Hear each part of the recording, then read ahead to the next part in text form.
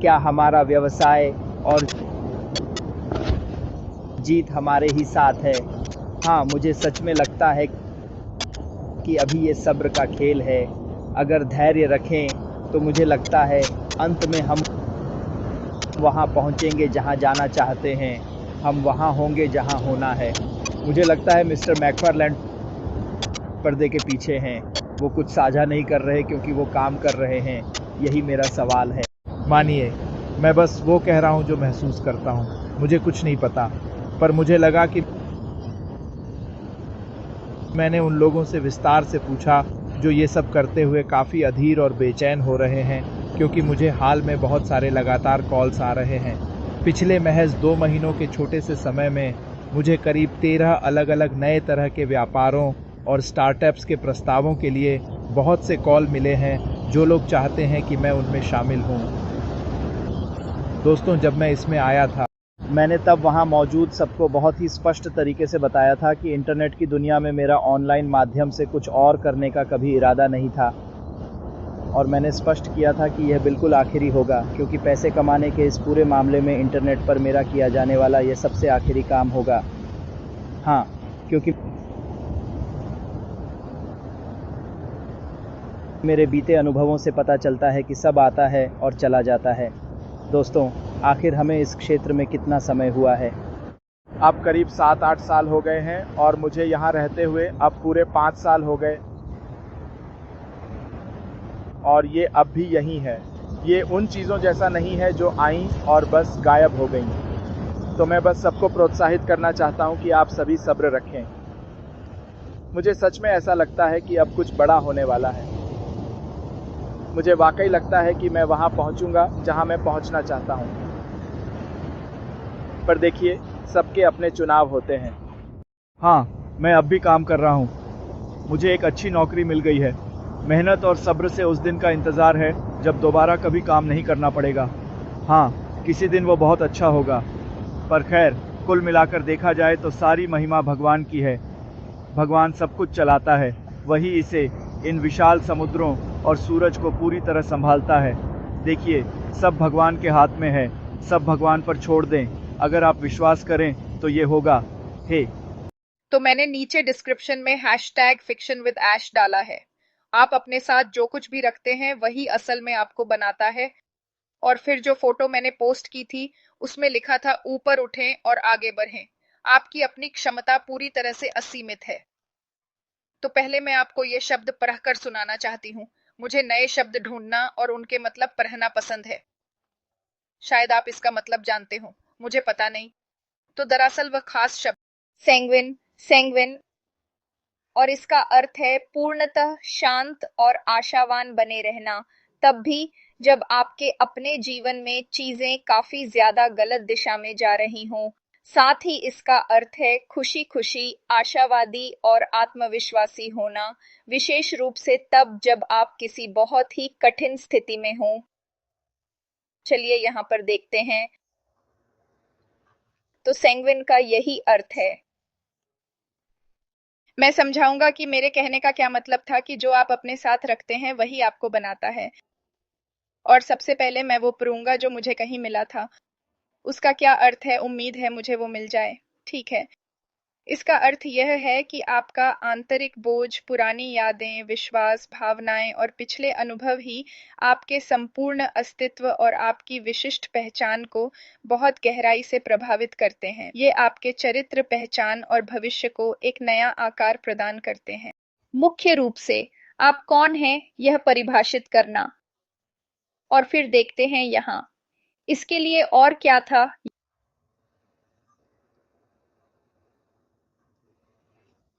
यादें। यादें एक शंख जैसी भौतिक वस्तु, बीते हुए प्यार या किसी वियोग की पुरानी यादों को वर्तमान से जोड़ने का एक बहुत ही अच्छा जरिया बन सकती है। या फिर यह बस किसी भी चीज की याद है। प्यार या शांति साथ रखना आपको सशक्त बना सकता है। दूसरे जीवन में समय सबसे कीमती मुद्रा है, लेकिन आज हम मेंढक खाने के बारे में बात करेंगे। ये चर्चा बहुत लंबी नहीं होगी, पर यह समय प्रबंधन की उन रणनीतियों में से है जो कि कार्यों को अच्छी तरह से निपटाने के मामले में वास्तव में बहुत ही कारगर साबित होती हैं। इसमें खास तौर पर आपके सामने मौजूद सबसे चुनौतीपूर्ण और उच्च प्राथमिकता वाले काम को पूरा करने पर ध्यान केंद्रित किया जाता है, यानी कि वह मेंढक, जिसे आपको सुबह के समय सबसे पहले करना होता है। आमतौर पर यह काम आपका काम जो आपको पसंद नहीं। ये मुहावरा ब्रायन ट्रेसी ने मार्क ट्वेन के कथन पर बनाया है और ये टाल मटोल मिटाकर फैसले लेने की थकान कम करके उत्पादकता बढ़ाता है। साथ ही ये आपके पूरे दिन के लिए एक जबरदस्त लय बना देता है। आखिर ये बाकी दिन के लिए लय क्यों बनाता है?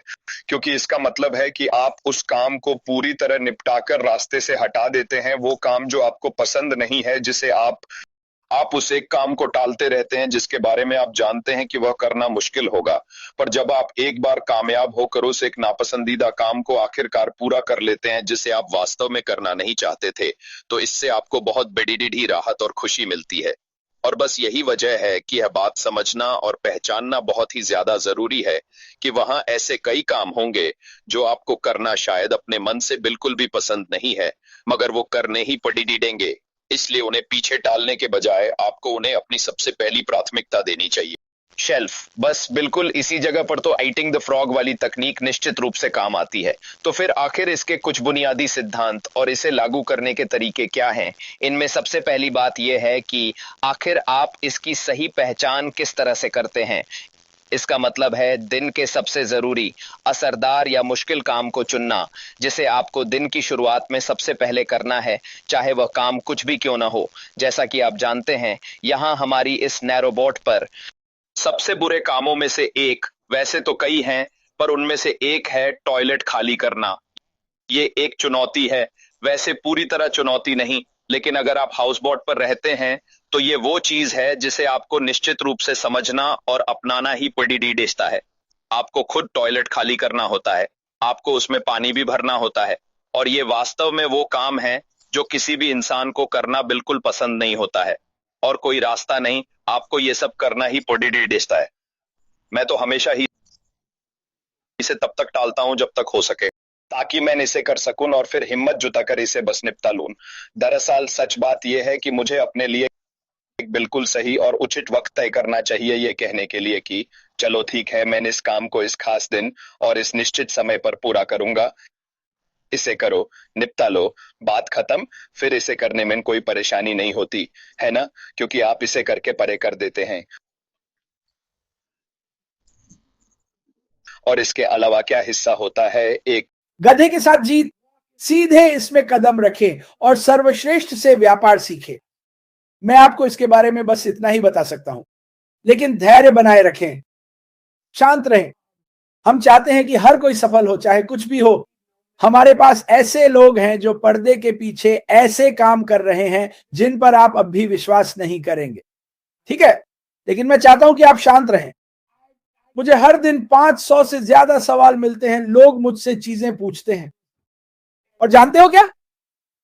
मुझे नहीं पता, मुझे इन सभी सवालों के जवाब नहीं पता। मुझे बस इतना पता है कि मैं उत्साहित हूं कि मैं किसी चीज में शामिल होने जा रहा हूं। 49 पर रुको, मैं 60 का हूं, माफ करना, 60 साल का। और वैसे जन्मदिन और थैंक्स गिविंग की शुभकामनाओं के लिए आप सभी का धन्यवाद। 60 साल की उम्र में क्रिस जॉनसन रिटायरमेंट से बाहर आ रहा है ताकि कुछ नया सीखे जो मेरी जिंदगी पूरी तरह बदल देगा। यही मेरी सोच है, और कुछ नहीं, और कुछ भी मेरी सोच को बदल नहीं सकता। यह कितना शानदार होने वाला है। हर व्यक्ति, चाहे वह 18 साल का हो या 106 साल का, यह सीख सकता है अगर आप सीखने और मेहनत करने के लिए तैयार हैं। आप जानते हैं, अस्परफाड़ ने पिछले कुछ महीनों में मुझसे कई बार कहा है, क्रिस तुम्हें यह करते हुए बहुत मजा आएगा। ये मेरे कानों के लिए संगीत जैसा था, ये मेरे दिल के लिए संगीत जैसा था, ये मेरे दिमाग के लिए संगीत जैसा था। लेकिन मैं हर एक दिन खुद को उस चीज के लिए तैयार कर रहा हूं जो होने वाली है, और मैं इसके लिए उत्साहित हूं। तो आप क्यों उत्साहित नहीं हैं? आपको अभी तक ये एहसास नहीं हुआ है, आपको होगा। घबराइए मत, ठीक है? ये बहुत लंबे समय तक वहां रहेगा, और जब ये शुरू होगा दोस्त, मैं इसके लिए वाकई उत्साहित हूं, ठीक है? मुझे कुछ लोगों को नमस्ते कहने दीजिए। अगर मैं अपनी आंखें खोल पाऊं, वे अभी जमी हुई हैं। जुडी टर्नर मिलर, आप कैसी हैं? मिनो मिलर, आप कैसी हैं? सुक्कर कुमार, आप कैसे हैं? और याद रखिए दोस्तों, मुझे नहीं पता, क्या है ये। लेकिन पिछले 5 सालों से जब से मैं ये सब कर रहा हूं, मैं हमेशा देखता हूं कि लोग कुछ ऐसा पोस्ट करते हैं जो बिल्कुल भी सच नहीं होता, और क्या होता है, वे उसे फिर से पोस्ट कर देते हैं। कृपया ऐसा मत कीजिए। अगर आपने ये बात मुझसे रेड, जूली, सूजी, नोरेली, इन सभी लोगों से, पुराने टेक फोर प्रोज से नहीं सुनी है, तो हम आपको ये नहीं बता रहे हैं, हम आपको सच बताएंगे। लेकिन अभी के लिए सच एक राज है। माफ कीजिए, कहना पड़ रहा है, ये एक राज है, इसके पीछे कारण है, और शायद एक दिन आप सब इसे समझ पाएंगे। लेकिन अभी के लिए अपनी बेसब्री छोड़ दो दोस्त, बस इस बारे में धैर्य रखो, ये होने वाला है। मैं अपने फोन पर जितनी मेहनत करता हूं, उतनी मेहनत मैंने पिछले 3 हफ्तों में फोर्ड में भी नहीं की, लोगों की मदद करने या उन्हें सही जानकारी देने के लिए। सही जानकारी मौजूद है, और जब आपके लिए चीजें होंगी, जब कोई आपको निजी तौर पर कोई लिंक भेजेगा, तो आप बहुत कुछ समझ पाएंगे और आपकी बेचैनी भी कम होगी। समझ रहे हो? पागलपन छोड़ो, चिंता से छुटकारा पाओ। हालांकि एशिया को देखते हुए उनके लिए 1 बजे की जोरदार तालियां बज रही हैं। सृजनात्मक तालियां एक मजबूत क्लब में। समाचार के लिए धन्यवाद। तो यहां यूनिकॉर्न ग्रुप अभी भी दुनिया में नंबर 1 है। यह भविष्य नंबर 1 रहेगा। कई समूह 34 साल, 5 साल, 6 साल पहले बनाए गए थे। उन समूहों में 15,000, 20,000, 1,000 सदस्य हैं। फिर भी आप देखेंगे कि कई समूहों में जब 10,000 प्रतिभागी पूरे हो जाते हैं तो वे सोचते हैं कि हमारे पास 10,000 की कम्युनिटी है। यह पूरी तरह से गलत जानकारी है। 10,000 की कम्युनिटी में मीटिंग में आते हैं कुछ लोग, सिर्फ 147, 400, 300 या 500 लोग। और यूनिकल ग्रुप में इस समय पिछले 3 सालों में लगभग 4,000 प्रतिभागियों को हमने ब्लॉक कर दिया है और उन्हें अलग कर दिया है। फिर भी यूनिकल ग्रुप में इस समय टेलीग्राम पर 7,000 से अधिक प्रतिभागी हैं, यानी 7,011, 1,000। जोरदार तालियां। यूनिकल ग्रुप में यह संभव है, किसी और ग्रुप में यह संभव नहीं है। किसी को ब्लॉक नहीं कर सकते। आज इसके बाद किसी 1 बजे ग्रुप में मैनाल सर इंडिया से बोल रहे हैं कि यूनिकल ग्रुप में मैंने माताओं को मैसेज किया था, इसलिए मुझे ब्लॉक कर दिया गया। और टेकमास ने कहा, हां, क्या आप इसे कुछ देशों में भेज देंगे? और वहां 2 माताएं हैं। एक है डॉ रूमी अख्तर मैम, बांग्लादेश की हैं, और दूसरी हैं प्रतिमा खातून मैम। वे विरोध नहीं कर रही हैं, मतलब वे माताओं को मैसेज कर रही हैं, वे इसे स्वीकार कर रही हैं, यानी मजबूत माताएं। इन माताओं के लिए एक बार जोरदार तालियां। जो माताओं को मैसेज कर रही हैं, बीच बीच में मैसेज कर रही हैं, उसे भी वे स्वीकार कर रही हैं, कोई विरोध नहीं। और बांग्लादेश के 1 बजे ग्रुप में मेरा नंबर नादिर सरकार सर ने दिया है कि यह नंबर है। आप सब लोग YouTube पर नेगेटिव कमेंट करते हैं और इसी नंबर पर आप लोग गलत मैसेज भेजते हैं। नादिर सरकार सर ने मुझे सुबह कुछ वॉइस और कुछ लिखकर भेजा है, जिन्हें मैं आपके सामने नहीं दिखा सकता। मेरे पास उनके स्क्रीनशॉट्स हैं। आप बांग्लादेश के निश्चित रूप से एक अच्छे इंसान हो सकते हैं। डजन मैटर को अच्छे से समझिए। जो लोग जो बातें कह रहे हैं, मैं उन सब की व्याख्या कर दूंगा, उसके बाद जानकारी पर आऊंगा। सबसे पहली बात यह है, जो टेकमास यहां कहता है, यहां कोई भी भाई, दादा, काका क्यों नहीं कहता? इस पर आज कई लोगों ने यहां विश्लेषण किया है, मैं उस विश्लेषण का उत्तर दे रहा हूं। एक व्यक्ति आकर बोले, भाई कैसे हो? मैं आपकी किस जिंदगी का भाई हूं? यहां कौन सा भाई? ये जो यूनिकोल ग्रुप है या हमारी जो बड़ी कंपनी है, आप लोग इस कंपनी को वैल्यू दे रहे हैं? मतलब मैं आपको सर कह रहा हूं, आप मुझे भाई कह रहे हैं, फिर वे लोग संजीव को कह रहे हैं। ना कहने पर कोई नाराज होकर कहां जाता है, कोई बता नहीं सका। यहां अगर मुझे सर ना कहो तो नाराज हो जाते हैं। मतलब जब मैं आपको सर कहूंगा, आप भी मुझे सर कहेंगे। यहां मजाक करने की जगह नहीं है। दादा भाई, काका, चाचा, चाची, ये सब रिश्तों के नाम आईटी कंपनी में नहीं चलते। जब आप ये बातें कहते हैं तो सोच समझ कर कहिए, क्योंकि बहुत लोग ये बातें कह रहे हैं। जहां हर जगह हरे कृष्णा का भजन होता है, फिर यीशु को प्रणाम किया जाता है, फिर कितने लोग इंशाअल्लाह वगैरह भी नहीं कह सकते, वे नास्तिक हैं। आप लोग आगे फरवरी महीने की 15 तारीख को यूनिकॉल ग्रुप में शिव पूजा बड़े धूमधाम से होती है। जो भी वहां जा रहे हैं उन सभी को निमंत्रण है। मतलब समझ रहे हैं मैं क्या कह रहा हूं कि आप जिस भी धर्म के हो, मैं हर धर्म के लोगों का सम्मान करता हूं। वो मुस्लिम हो सकते हैं, वो हिंदू, सिख, ईसाई कोई भी हो सकते हैं। हर धर्म को मैं अपने दिल से सम्मान और आदर करता हूं। लेकिन यह धर्म के स्थान पर नहीं है। जब आपने इंडिजाइन किया था, उस एनडीए साइन को देख लीजिएगा। वहां लिखा है कि किसी भी धर्म का शब्द और किसी भी राजनीतिक शब्द का उच्चारण नहीं किया जा सकता। सही है, कोई भी मां यहां से, कोर्ट से या पार्टिसिपेशन से ऐसा नहीं कहेंगी। तो क्या आप नहीं समझते जो लोग ये सब बातें बांग्लादेश में चर्चा कर रहे हैं? वे शब्द जो बोलना मना है। नहीं, शायद आपको अब भी समझ में नहीं आया। फिर आप ये सब क्यों कह रहे हैं? जब आपने एनडीए साइन किया था, तब उसे डाउनलोड करके रखने के लिए कहा गया था। उसे बंगला में कन्वर्ट करके देख लीजिए, देखिए उसमें लिखा है या नहीं। उसके बाद मेरी तरफ उंगली उठाइएगा। उंगली उठाने से पहले सोचिए, जब आप किसी की ओर उंगली उठाते हैं तो 3 उंगलियां आपकी ही ओर लौटती हैं। ठीक है, तो आप सोचिए आखिर क्यों इन बातों को कहने की अनुमति नहीं दी जाती? क्या मैं सही हूं? मैं जो तरीका बता रहा हूं उसमें नियम से सही नहीं है, इसे प्रतिभागी ही बताएंगे। एक अधिकारी, मासिक उद्दीन जमा करना। हमारे अच्छे छात्र मासिक उद्दीन जमान सर, मासिक जमा क्या हमारा है? हाँ, मासिक जमान सर। आपके मुस्लिम देश के लोग मुस्लिम लोग, लेकिन मैं उन्हें सम्मान करता हूं। उनके अंदर निश्चित ही वह इस्लाम या मुस्लिम धर्म के हैं।